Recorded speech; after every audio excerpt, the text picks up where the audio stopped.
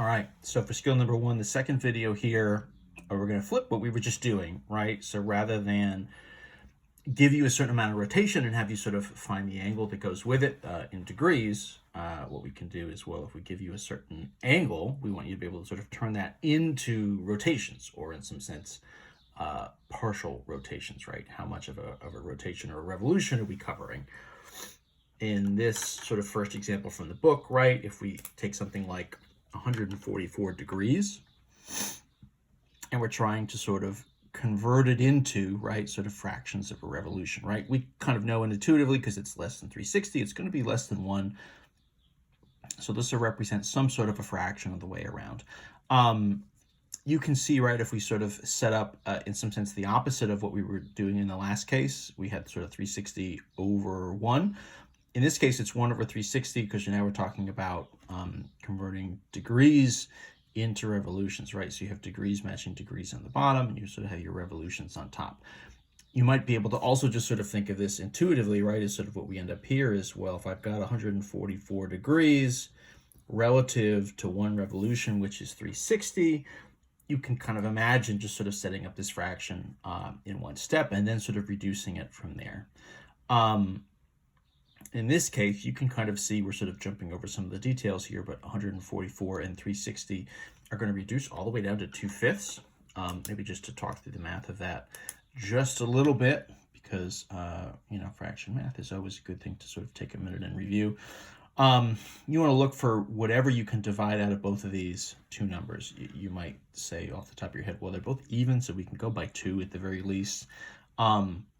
I'm going to do something a little bigger than that, because 144, I kind of recognize is 12 squared, 12 times 12, and 36, I know, would be 12 times 3. So 360 must be 12 times 30. So I can definitely save myself a little bit of work there by referencing 12s rather than necessarily just using 2s. 2s would work, right? You can get there. It's just going to take a little longer. So 12 and 12 cancel. That would be 12 over 30. 12 and 30 are both divisible by 6. 6 times 2 and 6 times 5. And so you can see there, right, 2/5 of a revolution coming out pretty naturally from doing this work, right? It's really just sort of a fraction reduction problem, honestly. If I did a couple more examples, so you can see on the last sheet that I did, I threw a few more on the bottom. So what we're looking at here is same question, right? So what is the measure of a given angle in fractions of a revolution, right? So if I give you an angle in degrees, find me sort of how many revolutions that we're sort of syncing up with. So we'll just kind of go through these, relatively fast. 150 degrees. This would be 150, right, over 1 full revolution, which would be 360 degrees. And then we're just looking to reduce. Oh, hang on a second. Did we go out of... There we go. Sorry about that. We went out of focus there for a second. So 150 divided by 360. The easiest thing probably to do here would be to sort of cancel the zeros off, right? You can sort of do a sort of division by 10. Also, in some sense, what's happening here, I didn't really emphasize it in the last example, but the units, right? Degrees and degrees, the units themselves are being canceled out. So as we sort of go through this, part of what happens is the units, right, degrees over degrees cancel. We're sort of left with rotations. So 15 over 36 looks like maybe it could be done, but of course, if we're half as clever as we hope we are, we would also catch that 3 goes into each of those, right? 15, 5 times 3, 36, 3 times 12, 3 and 3 goes out. So this would be 5/12 of a revolution. So that would get us there. Letter B, 240. So same thing, 240 over 360.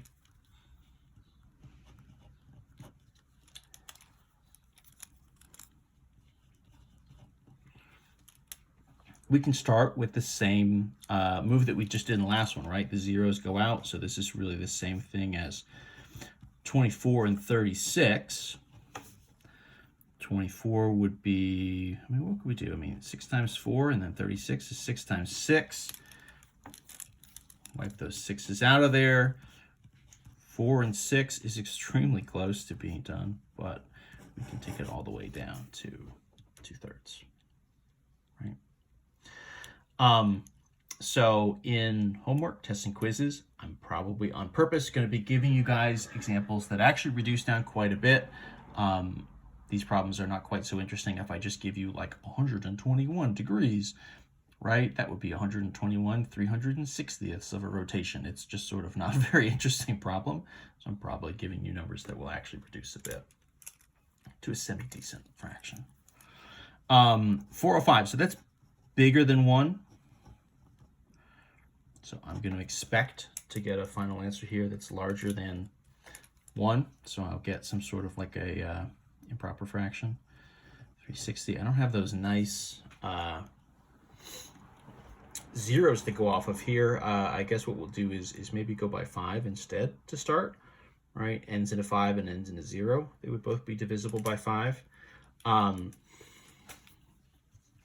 do just a little bit of sort of off the top of our head kind of math. 5 goes into 40 8 times, and then you'd have the 5 left over, so that would be 5 times 81. And then 360, 5 would go into 36, 7 times, right? And then you'd have sort of 1 left over, right? 5 times 7 would be 35, so then you'd have 1 0 would be 10, so that would be 2. So then this would be 5 times 72.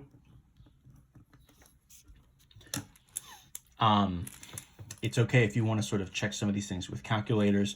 One of the things that's going to be happening in this class is we'll be using, especially as we get deeper into it, a lot of sort of quote unquote like real world style numbers. This is my air quotes. So we'll see a lot of different decimals on a lot of different things. So you're going to need calculators to deal with those anyway. So having a calculator handy is definitely going to be important. I guess I'm just sort of showing off / I don't have mine right next to me right now, so I'd rather just show the steps. 81 and 72, both divisible by 9, right? So this would be 9 squared, 9 times 9, and this would be 9 times 8. So it looks like we're going to end up at what would be 9/8 of a revolution, or if you rewrote that as 1 1/8 revolution. Either one of those answers is totally fine. So, right, just flipping that process around, just kind of running it in reverse. Nothing too wild. I think stuff it's pretty straightforward. It's really just about, knowing where the 360 goes. Honestly, it's sort of simply a division or a multiplication by 360. And so it's just a matter of sort of knowing where you need to end up and which setup you need to use.